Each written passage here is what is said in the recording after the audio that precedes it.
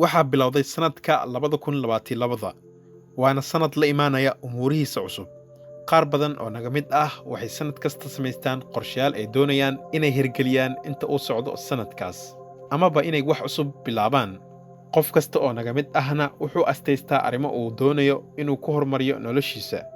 haddaba ma laga yaabaa in qorshayaashaada ay ka mid yihiin sidii aad caafimaadkaada u toosin lahayd, ama sidii aad xoogaa lacag ku heli lahayd, ama xitaa suurtagal ma tahay inaad go'aan ka gaartay joojinta balwad aad lahayd, ama dabeecad aad doonayso inaad iska dhaafto.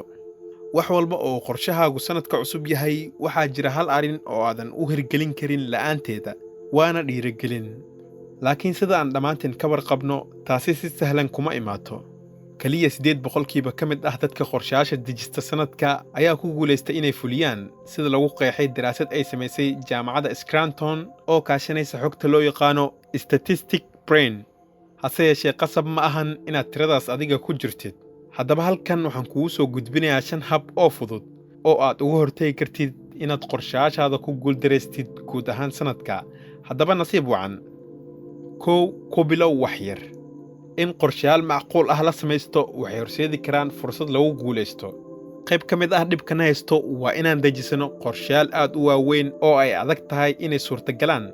taasna waxaa sabab u ah inuu qof walba isku maleeyo ruux dadka kale ka duwan, isbeddel dhab ahna samayn kara sanadka cusub. inaad waxyar ku bilowdid waxay kuu sahlaysaa inaad wax ka sii weyn uga sii gudubtid. tusaale ahaan, kabaha lagu ordo soo iibso, kana qaybgal tartamada yaryar ee orodka ka hor inta aadan ka qaybgelin tartan weyn oo ay orodyahanada caanka ah isugu imaanayaan.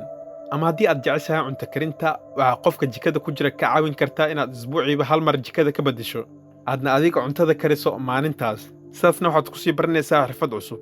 tani micnaheedu ma ahan inay qasab tahay dejinta qorshayaal yaryar, laakiin waa inaad iska ilaalisid inay qorshayaashoodu noqdaan kuwo culus oo wakhti dheer kaa qaadanaya. sababtoo ah markii si dhab ah loo eego, isbeddeladu waxay ku imaadaan si tartiib ah iyagoo wakhti qaadanaya. 2. hal wax diiradda saar.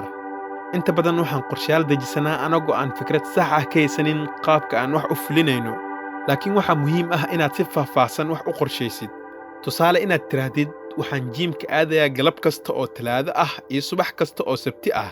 waxay taasi ka fiican tahay inaad si guud u dhahdid jiim ayaan aadayaa.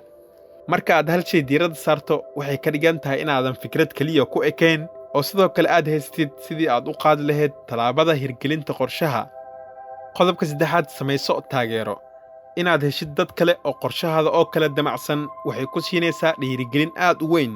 taasi waxay micnaheedu noqon kartaa inaad qof saaxiib kula ah wax isla samaysaan, ama inaad qorshahaada ku soo bandhigtid dadka dhexdooda. marba haddii aan muujino qorshaheena oo aan shaacino, waxay u badan tahay inaan ku dadaalno hirgelintiisa. waxaa la sheegay haddii aad ku taagnaato qorshahaaga, dadka kalena ay kugu dayan doonaan. dhanka kalena kuwa ku nacib ay niyadjab dareemi doonaan markaad guulaysato. marka si guud waxay tani ku saabsan tahay fulinta qorshayaashaada iyo inaad taageero u hesho. waxaadna mar walba dhiirigelin ka helaysaa dadka kale ee wanaagsan. qodobka 4. ka adkow guuldarrada. marka ay sii wadista qorshahaada kugu adkaato, ka fikir sidii aad dib u eegis ugu samayn lahayd noloshaada. waxaadna isweydiisaa, maxay yihiin caqabadaha ku soo wajahay? maxay yihiin waxyaalaha kugu adag noloshaada? sidoo kale, maxay yihiin kuwa kuu fudud? sii khafiifi qorshahaaga si uu u sii socdo, kuna farax guusha yar ee aad ka gaartid. haddii aad doonaysid inaad ku taagnaatid isla qorshahaas adkaaday, ka waran haddii aad dhinac kale ka soo geshid adigoo sidii hore ka sii dhiiran. isbeddelada yaryar ee aad ku samaysid nolol maalmeedkaada ayaa kaa caawin kara inaad jihada saxda ah dib u heshid. haddii ay ujeeddadaadu tahay inaad raashin caafimaad leh cuntid, waxaad iska beddeli kartaa baastada iyo rootiga. ama sidoo kale, haddii aad doonaysid inaad cayilka iska yaraysid, waxaad kala beddeli kartaa cuntooyinka fudud sida doolshada iyo baradhada duban adigoo ku beddelaya khudaarta.